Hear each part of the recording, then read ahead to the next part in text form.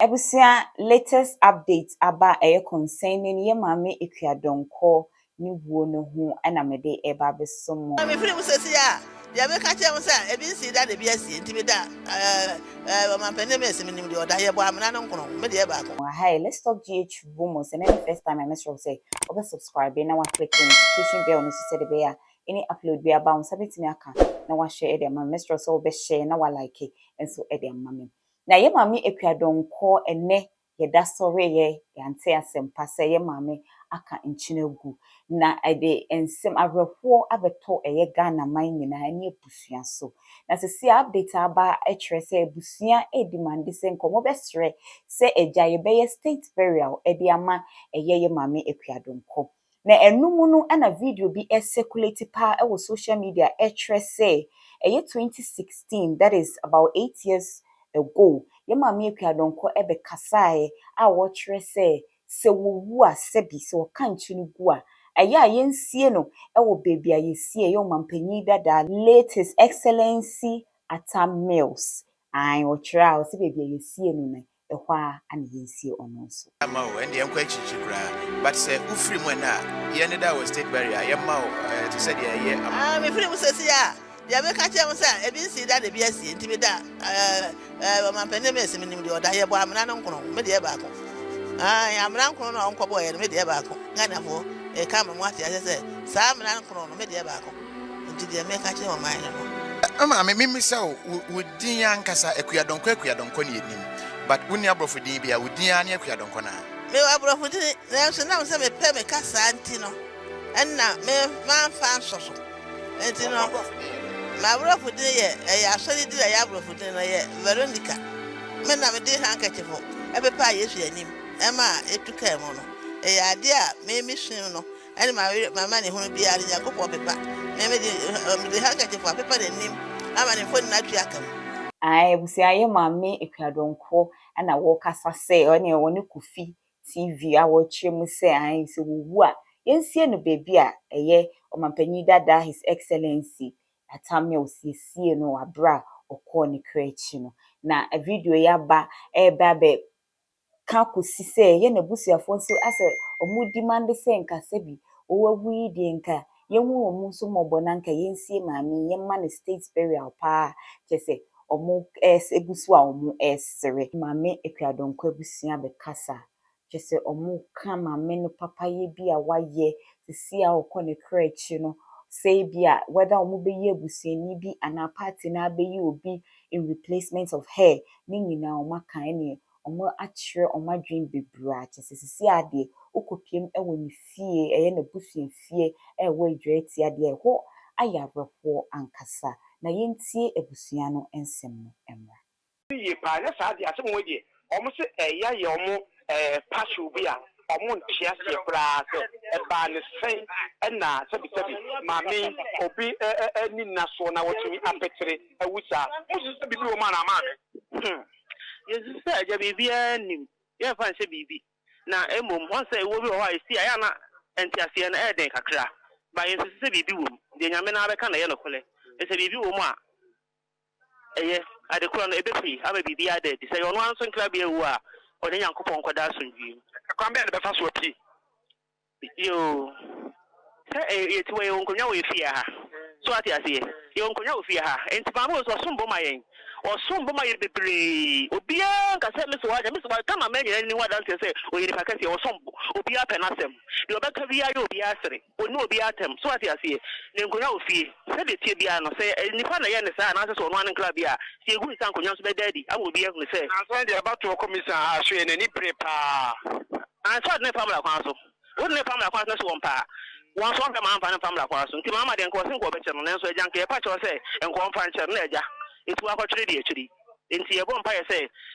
die asem we fi bia no Nyankopon ya de bibia ma no de mu be dad ama obi ahu bibia mu no kole me regiam me bisawe se wo bibia obepeso betie aka ho dia kwasi baby am say de wodi abusua adoso mu de maba nanso ensi ye na hyase ni na de nkofo obusa kakra ene se na wo ma biological children se bi mpre biasa wono a ne ye frumu ma anase na adopted children honor to say kakra. Ma misaw ma me ekrodonko sabi oja emebi ana wo mebi a ofo mo hye ne yemu obetumi aka bi akasa ati ba chan oja ama o ma oja ama we tiri mi ameka se fere ma se wa ne ba na me ne ma ebi won kan eno Mary akwasi hene school boy Abrasa mtoa na afia oja ama bonsu ya osun onso ne ba no oja ama bebre wa etiri miso aye nipa bia wo ye ntidi e besere ga na ma nyina nse aban o mebo wa ye ga na ma nyina mo aye no mu so ya sene na ensie yese wa yese wo mu a ye de asese de e na yese ntimi nsie yese wa ba yese wa e modern ma obo ye nti no e pese ga na ma nyina so side we state barrier for mo aye so mo yese wa nto mo state barrier de ama abrewa na asema na me bisa na mpese wo chire mu sanse vidikasi yeso no sebi ema odo mo hye ne yemu ana sebi so sebi kronto wa woni ntia de mpese meche ai ma do bi se ne papa kwesi wa afo nti wo mo na abo mo din ana ai papa kwesi ba afo ema odo mo hye ne yemu se ne papa kwesi ba afo wa mentwa wo mu nyina wo honom ama bo ho akwesi hene wo ho abna santo wo na na afia afia santo wo mu nyina wo ho wo mu nyina ye ma obetumi aka se odo mo hye ne yem se ne ma nye sa ai odo mo hye ne yem se ne ma eno mele na ye ka akiri wo mu nyina odo bi ahye ne yem se ne ma nso wa do bi a obo bi asem ini abema no nyina so do bi a obo bi asem ya me jina onimi ho agro pe ma sempa wo mu ya no mu ni awanye me sime kana sempa anti ana pe me rafu yie e bibi kra ya ya me na che sa si amu so state barrier ne de some head konkan am pe na bank sie mu and state barrier for ni ku bi o mo ba bia mampanyi betumi aka se we de wasom ndibia or the san munyam hye no e ma no na bas keka se bia e betumi ba se ne party busua pani na yenyi obemfra busua mu no nko gina na mu fa na so no enko pemfie mpemienu ne aduonu na abai ana se party for no decide ta chao ye betimi ama obi akogyina na nem ba mpesa ka party for no so decide a enkani na so nke ye pene so ene se ka ne kofo ka betumi akọ yemfa nko gina ho ba so ene ye be obi e se ma ko duro fo ofi asem se wa no a e ma ko duro fo ofi abebere ai be assembly woman da e ba cho ebi ni bi da ono di assembly woman no my sister honorable estamponsa free aha we di assembly woman o problem happen o free one side ba ma me akua lonko yi on so eba so ati asie me pa so je me se o ya professor captain Ye tie ni nyina. Tire ya se phone o. Wono ankasa twemo bema eno wo ba. Na bema ba me na mo kuma sinti. Me kuma se ne wo me nti wa na. Se maame ochemu we. Ocheme ya wonum awo se de sitie. Wawo okutama ai ne nana ne boy ugina ho. Ana sister tuntum be so no oye ne ba.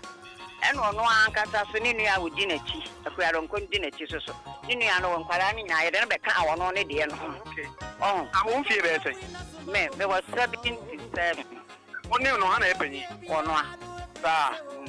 o ha ni fie be say ronko ni fi ronko 80 obenya 80 obenya na wa woni mu date of birth me ai me I just find your woman. Yo, just na eclipse of the sun. The moon just ya wo yes ah. Ade chisa ye no. 1 year na your woman. Na chesa ye pesa ye nkore na mudi ye na. So ade chesa o me mpani se mu pen. E mudi ye na. Ona so hwe me a press de na. Asidi na. Me bwana. Ya ba na mi de se nkwala Mo amu he Facebook no mo ayi mle dodo a ye nya eclipse of ai any eja. Oh, pa, de mo ye nyina angel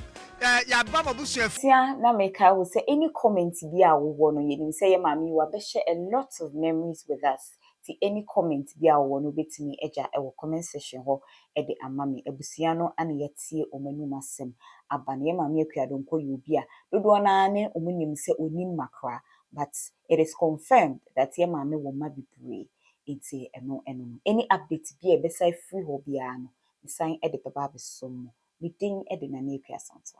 makram.